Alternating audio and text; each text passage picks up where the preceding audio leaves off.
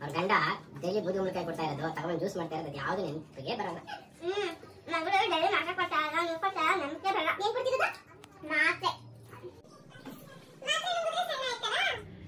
Hi hello ಎಲ್ಲರಿಗೂ ನಮಸ್ಕಾರ ಸ್ನೇಹಿತರೆ, welcome back to the channel ನಾನು ಬ್ಲಾಗ್ ಇನ್ ಕನ್ನಡ. ಸ್ನೇಹಿತರೆ, ಹೇಗಿದೆ ನನ್ನ ಹೊಸ ಲುಕ್?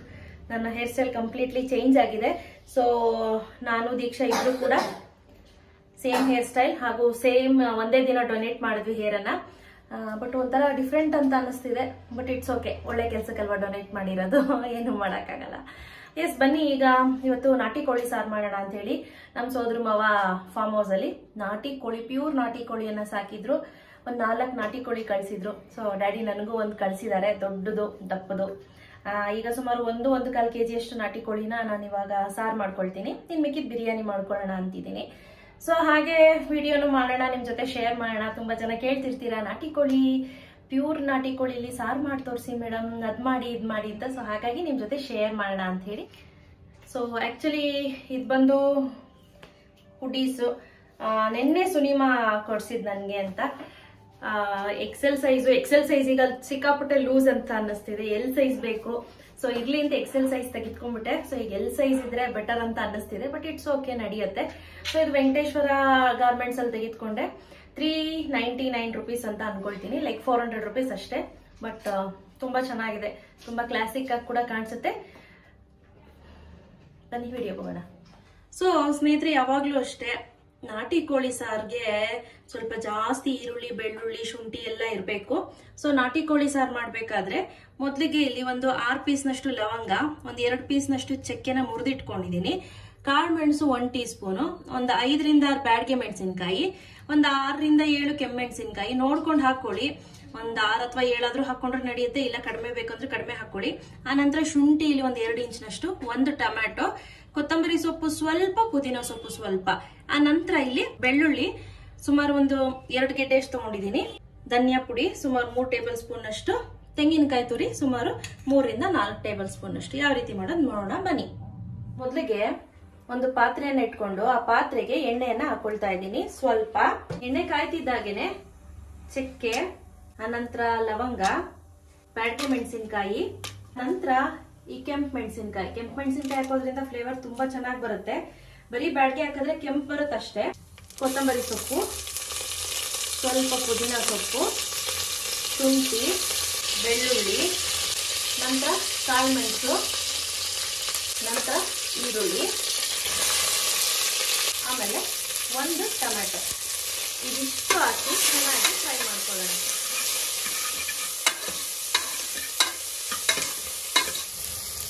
ಸೊ ಈಗ ಆಯ್ತು, ಈ ತರ ಚೆನ್ನಾಗಿ ಫ್ರೈ ಆಗಿದೆ ಅಲ್ಲ, ಈಗ ಇಮಿಡಿಯೇಟ್ ಸ್ಟವ್ ಅನ್ನು ಆಫ್ ಮಾಡಿ ಕೆಳಗಿಳಿಸ್ಕೊಳ್ಳೋಣ. ಸೊ ಸುಡ್ತಿದೆ ಅಲ್ಲ, ಸುಡ್ತಾರೋ ಟೈಮ್ನಲ್ಲಿ ಹಾಕಿದ್ರೆ ಸಿಡಿಯುತ್ತೆ. ಸೊ ಹಂಗಾಗಿ ಕಂಪ್ಲೀಟ್ ಆಗಿ ನಂತರ ಸ್ನೇಹಿತರೆ ಇದು ಕಂಪ್ಲೀಟ್ ಆಗಿ ತಣ್ಣಗಾಗ್ಲಿಕ್ಕೆ ಬಿಡ್ಬೇಕು. ತಣ್ಣಗಾದ ನಂತರನೇ ನಾವು ಇದನ್ನ ರುಬ್ಕೋಬೇಕಾಗತ್ತೆ. ಸೊ ಅಲ್ಲಿವರೆಗೂ ತಣ್ಣಗಾಗ್ಲಿಕ್ಕೆ ಬಿಡೋಣ. ಸ್ನೇಹಿತರೆ, ಅಡುಗೆ ಮನೇಲಿದ್ರೆ ಎಷ್ಟು ಶೆಕೆ ಆಗತ್ತಲ್ವಾ. ನಿಜವಾಗ್ಲೂ ಒಂದು ಚಾಲೆಂಜಿಂಗ್ ಟಾಸ್ಕ್ ಅಂತಾನೆ ಹೇಳ್ಬೋದು. ಹೆಣ್ಮಕ್ಳಿಗೆ ಅಡುಗೆ ಮಾಡ್ಕೊಂಡು ಆ ಬೇವ್ರು ಅರಿತಾ ಇರುತ್ತೆ, ಯಪ್ಪಾ ಭಯಂಕರ. ಸೊ ಈ ರೀತಿ ತುಂಬಾ ಬೇವ್ರ್ತಾ ಇದ್ದಾಗ ಏನಾಗುತ್ತೆ, ಅದರಿಂದ ಇಚ್ಚಿಂಗ್ ಶುರು ಆಗ್ಬಿಡುತ್ತೆ. ನನಗಂತೂ ಈ ಕತ್ತಲೆಲ್ಲ ಶುರು ಆಗ್ಬಿಡುತ್ತೆ, ಈ ರೀತಿ ಕತ್ತಲೆಲ್ಲ ಕಡ್ತಾ ಶುರು ಆಗ್ಬಿಡುತ್ತೆ ನೆವೆ. ಇದಕ್ಕೆ ಬೆಸ್ಟ್ ಸೊಲ್ಯೂಷನ್ ಏನ್ ಗೊತ್ತಾ? ನಾನು ಅಬ್ಸರ್ವ್ ಡಸ್ಟಿಂಗ್ ಪೌಡರ್ ಅನ್ನ ಯೂಸ್ ಮಾಡ್ತೀನಿ. ಇದು ಎಕ್ಸೆಸ್ ಆಫ್ ಸ್ವೆಟ್ ಅನ್ನ ಅಬ್ಸರ್ವ್ ಮಾಡುತ್ತೆ, ಆ ನಂತರ ಇಚ್ಚಿಂಗ್ ಅನ್ನ ಕಡಿಮೆ ಮಾಡುತ್ತೆ. ಇದರಲ್ಲಿ ಸ್ಟಾರ್ಚ್ ಮತ್ತು ಟಾಲ್ಕ್ ಇದೆ. ಇದರಿಂದ ಸ್ವೆಟ್ ನ 2 ಪಟ್ಟು ಜಾಸ್ತಿ ಅಬ್ಸರ್ವ್ ಮಾಡ್ಕೊಳ್ಳುತ್ತೆ. ಸ್ನೇಹಿತರೆ, ಈ ಅಬ್ಸರ್ವ್ ಡಸ್ಟಿಂಗ್ ಪೌಡರ್ ಅನ್ನ ನೀವು ಸ್ನಾನ ಮಾಡಿದ ನಂತರ ಯೂಸ್ ಮಾಡಬಹುದು, ಅಥವಾ ಹೊರಗಡೆ ಎಲ್ಲಾದ್ರೂ ಹೋಗ್ತಿದೀನಿ ಅಂದ್ರೂ ಕೂಡ ನೀವು ಇದನ್ನ ಯೂಸ್ ಮಾಡಬಹುದು. ನಾನ್ ನಿಮ್ಗೆ ಹೈಲಿ ರೆಕಮೆಂಡ್ ಮಾಡ್ತೀನಿ. ಇನ್ ಕೇಸ್ ನಿಮ್ಗೆ ಏನಾದ್ರೂ ಪ್ರಾಡಕ್ಟ್ ನ ಬೈ ಮಾಡ್ಬೇಕು ಅಂದ್ರೆ ಡಿಸ್ಕ್ರಿಪ್ಷನ್ ಅಲ್ಲಿ ಲಿಂಕ್ ಕೊಟ್ಟಿರ್ತೀನಿ, ನೋಡಿ ಚೆಕ್ ಮಾಡಿ ಬೈ ಮಾಡ್ಕೊಳ್ಳಿ. ಈಗ ನೆಕ್ಸ್ಟ್ ನಾನಿಲ್ಲಿ ಒಂದು ಮಿಕ್ಸಿ ಜಾರ್ಗೆ ತೆಂಗಿನಕಾಯಿ ತುರಿ, ಅನಂತರ ಈ ಧನಿಯಾ ಪುಡಿ, ಹುರಿದಿಟ್ಕೊಂಡಿರುವಂತಹ ಸಾಮಗ್ರಿಗಳೇನಿದೆ ಇದನ್ನ ಹಾಕೊಳ್ಳೋಣ. ಈಗ ಇದಕ್ಕೆ ಸ್ವಲ್ಪ ನೀರನ್ನ ಹಾಕಿ ನುಣ್ಣಗೆ ರುಬ್ಕೊಂಡು ಬರೋಣ. ಸೊ ಈಗ ನೋಡ್ತಾ ಇರ್ಬೋದು, ನುಣ್ಣಗೆ ಮಸಾಲೆಯನ್ನ ರುಬ್ಕೊಂಡು ಬಂದಿದ್ದೀನಿ. ಸೊ ಈಗ ನೆಕ್ಸ್ಟ್ ಡೈರೆಕ್ಟ್ ಆಗಿ ನಾವು ಒಗ್ಗರಣೆ ಹಾಕೊಂಡ್ಬಿಡೋಣ ಬನ್ನಿ. ಸೊ ಈಗ ಅದೇ ಪಾತ್ರೆಗೆ ನಾನಿಲ್ಲಿ ಸ್ವಲ್ಪ ಎಣ್ಣೆನ ಹಾಕೊಳ್ತೀನಿ. ಸೊ ಈಗ ಎಣ್ಣೆ ಕಾದ ನಂತರ ಇಲ್ಲಿ ಒಂದು 5 ರಿಂದ 6 ಇಲ್ಕ ಬೆಳ್ಳುಳ್ಳಿಯನ್ನ ಹಾಕೊಳ್ಳೋಣ. ನೋಡಿ, ಪ್ಯೂರ್ ನಾಟಿ ಕೋಳಿ ಕಾಲು ಈ ರೀತಿ ಇಷ್ಟು ಸಣ್ಣಕ್ಕಿರುತ್ತೆ. ಅಂದ್ರೆ ಒರಿಜಿನಲ್ ನಾಟಿ ಕೋಳಿ ಕಾಲು ಈ ರೀತಿ ಸಣ್ಣಗಿರುತ್ತೆ. ಅದೇ ಆರ್ಟಿಫಿಷಿಯಲ್ ಕ್ರಾಸ್ ಬೀಟ್ ಬರುತ್ತೆ ನೋಡಿ, ಅದಿಷ್ಟು ಸಣ್ಣ ಬರೋದಿಲ್ಲ. ಈಗ ಇದನ್ನ ಎಣ್ಣೆಗೆ ಹಾಕ್ಬಿಟ್ಟು ಚೆನ್ನಾಗಿ ಉರಿಬೇಕು ಸ್ನೇಹಿತರೆ. ಈಗ ಇದಕ್ಕೆ ಸ್ವಲ್ಪ ಉಪ್ಪನ್ನು ಹಾಕ್ಕೊಂಡು ಸ್ವಲ್ಪ ಅರಿಶಿನ ಪುಡಿಯನ್ನು ಹಾಕಿ. ಸೊ ಉಪ್ಪು ಅರಿಶಿನ ಹಾಕೋದ್ರಿಂದ ತುಂಬ ಒಳ್ಳೆಯದು ಸ್ನೇಹಿತರೆ. ಅರಿಶಿನ ನಿಮ್ಗೆಲ್ಲರಿಗೂ ಗೊತ್ತಿರ್ಬೋದು, ಆ್ಯಂಟಿಸೆಪ್ಟಿಕ್ ಆ್ಯಂಟಿ ಬ್ಯಾಕ್ಟೀರಿಯಲ್ ಪ್ರಾಪರ್ಟಿ ಜಾಸ್ತಿ ಇದೆ. ಈಗ ನೀಟಾಗಿ ಈ ರೀತಿ ನಾನು ಯಾವ ರೀತಿ ಮಾಡ್ತಾ ಇದ್ದೀನಿ ನೋಡಿ, ಈ ರೀತಿ ಮಾಡ್ಕೋಬೇಕಾಗತ್ತೆ ನೀವು.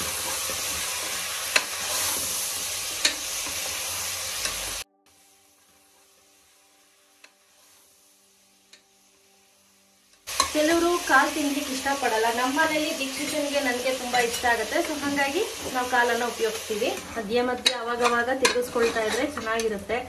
ಸೊ ಯಾಕಂದ್ರೆ ಇದರಲ್ಲಿ ಇರುವಂತಹ ನೀರಿನ ಅಂಶ ಏನಿದೆ ನೋಡಿ, ಈಗ ನೀರು ಬಿಟ್ಟಿದೆಯಲ್ಲ, ಇದೆಲ್ಲ ಕಂಪ್ಲೀಟಾಗಿ ಸುಂಡಬೇಕು. ಈಗ ನೀವು ಗಮನಿಸ್ತಿರ್ಬೋದು ನೀರಿನ ಅಂಶ ಎಲ್ಲ ಸುಂಡಿದೆ. ಸೊ ಈ ರೀತಿ ನೀರಿನ ಅಂಶ ಸುಂಡಿದ ನಂತರ ನಾನೇನು ಮಾಡ್ತೀನಿ, ಸೊ ಈಗ ರುಬ್ಬಿರೋಂಥ ಮಸಾಲೆಯನ್ನು ಹಾಕಿಬಿಟ್ಟು ಚೆನ್ನಾಗಿ ಇದನ್ನು ಕೂಗಿಸ್ಕೋಬೇಕಾಯ್ತಾ.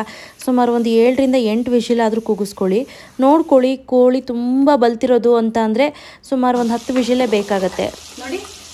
ಸಾರು ಸ್ವಲ್ಪ ತೆಳುಗೆ ಇದೆ, ತೆಳುಗೆ ಇಟ್ಕೊಳ್ಳಿ. ಯಾಕಪ್ಪ ಅಂತಂದರೆ ಕುಕ್ಕರು ಒಂದು ನಾವು 8-10 ವಿಷಿಲ್ ಹೊಡ್ಸೋದ್ರಿಂದ ಸೊ ಅದು ಗಟ್ಟಿ ಆಗ್ಬಿಡುತ್ತೆ, ನೀರಿನ ಅಂಶ ಸುಂದ್ಕೊಳ್ಳುತ್ತೆ, ಆವಾಗ ಸಾರು ಗಟ್ಟಿ ಬರುತ್ತೆ. ಸೊ ಹಾಗಾಗಿ ಸ್ವಲ್ಪ ತೆಳುಗೆ ಇರಲಿ, ತೊಂದರೆ ಇಲ್ಲ.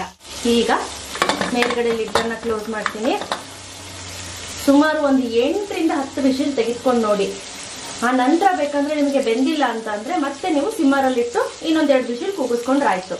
ಸೊ ಈಗಾಗಿದೆ, ಓಪನ್ ಮಾಡೋಣ ನೋಡಿ. ಅವಾಗಲೇ ಎಷ್ಟು ನೀರಿತ್ತು ಅಂದ್ರೆ ನೀರಿನ ಅಂಶ, ಸಾರಿನ ಅಂಶ ಈಗ ನೋಡಿ ಎಷ್ಟಾಗಿದೆ. ಸೊ ಅದಕ್ಕೆ ಹೇಳಿದ್ದು ಸ್ವಲ್ಪ ತೆಳುಗಿದ್ರೇನೆ ಚೆನ್ನಾಗಿರುತ್ತೆ ಅಂತ ಹೇಳಿ. ನೋಡಿ ಕರೆಕ್ಟಾಗಿ ಪರ್ಫೆಕ್ಟಾಗಿ ಬೆಂದಿರುತ್ತೆ ಪೀಸ್ ಎಲ್ಲ. ಸೊ ಈಗ ಸಿದ್ಧವಾಗಿದೆ, ಸರ್ವ್ ಮಾಡೋಣ. ಈಗ ಮುದ್ದೆ ಜೊತೆ ಸರ್ವ್ ಮಾಡ್ತಾ ಇದ್ದೀನಿ. ಬಿಸಿ ಬಿಸಿ ರಾಗಿ ಮುದ್ದೆ ಮಾಡಿದ್ದೆ. ಸೊ ನಮ್ಮನೇಲಿ ಸಚ್ಚಿತ್ಗಂತೂ ಡೈಲಿ ಮುದ್ದೆ ಬೇಕೇ ಬೇಕು. ದೀಕ್ಷಿತನೂ ಕೂಡ ತಿಂತಾಳೆ. ಸೊ ನಮ್ಮನೇಲಿ ಎಲ್ಲರಿಗೂ ಕೂಡ ಮುದ್ದೆ ಅಭ್ಯಾಸ ಮಾಡಿದ್ದೀವಿ. ಸೊ ಹಾಗಾಗಿ ಮುದ್ದೆ ಕಂಪಲ್ಸರಿ. ಈಗ ನೋಡ್ತಾ ಇರ್ಬೋದು ನಾಟಿ ಕೋಳಿ ಸಾರನ್ನು ಹಾಕಿದ್ದೀನಿ. ಸ್ವಲ್ಪ ಈರುಳ್ಳಿ ಜೊತೆ ಸೌತೆಕಾಯಿ ಇದ್ರಂತೂ ಅದ್ರ ರುಚಿನೇ ಬೇರೆ ಸ್ನೇಹಿತರೆ, ನಿಜವಾಗ್ಲೂ ಅದ್ಭುತ ಅಂತ ಹೇಳ್ಬೋದು. ಸೊ ಈಗ ಸರ್ವ್ ಮಾಡಿದ್ದೀನಿ. ಈವನ್ ನಿಮ್ಮ ಮೊಟ್ಟೆ ಬೇಕಂದರೆ ಮೊಟ್ಟೆ ಕೂಡ ಇದ್ರ ಜೊತೆ ಉಪಯೋಗಿಸ್ಕೋಬೋದು. ಸೊ ನಮ್ಮ ಮನೇಲಿ ಎಲ್ಲರಿಗೂ ಕೂಡ ಹಾಗೆ ತಿನ್ನಲಿಕ್ಕೆ ಇಷ್ಟ ಆಗುತ್ತೆ. ಮೊಟ್ಟೆನ ಸಪ್ರೇಟ್ ಮಾಡ್ಕೊಂಡು ತಿಂತಾರೆ. ದೀಕ್ಷಾ ಸಚ್ಚಿ ಡೈಲಿ 2 ಮೊಟ್ಟೆಯನ್ನು ತಿನ್ನೋವಂಥ ಅಭ್ಯಾಸ ಇಟ್ಕೊಂಡಿದ್ದಾರೆ ಡೈಲಿ. ಹೆಂಗಿದೆಯಪ್ಪ? ನೀವೆಲ್ಲ ಸರಿ ಹೇಳಲ್ಲ, ನನ್ನ ಮಗಳು ಕರೆಕ್ಟಾಗಿ ಹೇಳ್ತಾರೆ. ಹೇಳು ಚಿನ್ನ, ಹೆಂಗೈತೆ? ತಿಂತಾ ಇರೋದೇ ಬೇರೆ. ಸಾಯ್ಕ್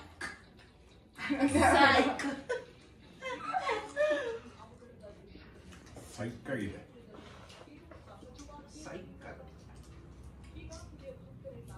ನನ್ನ ವೆಯ್ಟ್ ಲಾಸ್ಗೆ ಮೇನ್ ಕಾರಣ ನನ್ನ ಮಗ. ಯಾವಾಗ್ಲೂ ಸೌತೆಕಾಯಿನ ಕುಯ್ದು ಕುಯ್ದು ಕುಯ್ದು ಕೊಡ್ತಿರ್ತಾನೆ. ಅದಕ್ಕೆ ಹಿಂಸೆ ಕೊಡ್ತಿರೋದಂತೂ ನಿಜ, ಖಂಡಿತ. ಅದಕ್ಕಿಂತಂತೂ ಸಣ್ಣ ಆಯ್ತಿಲ್ಲ. ಸಣ್ಣ ಆಯ್ತಿರೋದಂದ್ರೆ ನನ್ನ ಮಗ ಸೌತೆಕಾಯಿ, ಕ್ಯಾರೆಟ್ ಡೈಲಿ 2 ತೆಗ್ದು ಈಚ್ಕಿಡ್ತಾನೆ ನನಗೆ ತಿನ್ನಕ್ಕೆ. ಪಾಪ ಅವ್ರ ಗಂಡ ಡೈಲಿ ಬೂದಿ ಕುಂಬಳಕಾಯಿ ಕೊಡ್ತಾ ಇರೋದು, ತಗೊಂಡ್ ಜ್ಯೂಸ್ ಮಾಡ್ತಾ ಇರೋದು, ಯಾವ್ದು ನೆನಪಿಗೆ ಬರಲ್ಲ. ಮಗಳು ಡೈಲಿ ಮಾತ್ರ ಕೊಡ್ತಾ ಇಲ್ಲ, ನೀವು ಕೊಡ್ತಾ ನಂಬಿಕೆ ಬರಲ್ಲ. ಏನ್ ಕೊಡ್ತಿರೋದು? ಮಾತ್ರೆ. ಮಾತ್ರೆ ನುಂಗಿದ್ರೆ ಸಣ್ಣ ಆಯ್ತಾರ? ದಪ್ಪ ಆಯ್ತಾರೆ ಮಕ್ಕ. ಎಸ್ ಸ್ನೇಹಿತರೆ, ಇವತ್ತಿನ ಬ್ಲಾಗ್ ಅನ್ನ ಇಲ್ಲೇ ಮುಗಿಸ್ತೀನಿ. ಈ ಬ್ಲಾಗ್ ನಿಮ್ಗೆಲ್ಲರಿಗೂ ಇಷ್ಟ ಆಗಿದೆ ಅಂತ ಅನ್ಕೊಳ್ತೀನಿ. ಲೈಕ್ ಮಾಡಿ, ಕಮೆಂಟ್ ಮಾಡಿ, ಶೇರ್ ಮಾಡಿ. ಇನ್ ಕೇಸ್ ನೀವೇನಾದ್ರೂ ಅಬ್ಸರ್ವ್ ಪೌಡರ್ ಅನ್ನ ತೆಗೆದುಕೋಬೇಕು ಅಂದ್ರೆ ಡಿಸ್ಕ್ರಿಪ್ಷನ್ ಅಲ್ಲಿ ಲಿಂಕ್ ಅನ್ನ ಕೊಟ್ಟಿರ್ತೀನಿ, ನೋಡಿ ಚೆಕ್ ಮಾಡಿ ಬೈ ಕೂಡ ಮಾಡ್ಬೋದು. ಬಾಯ್.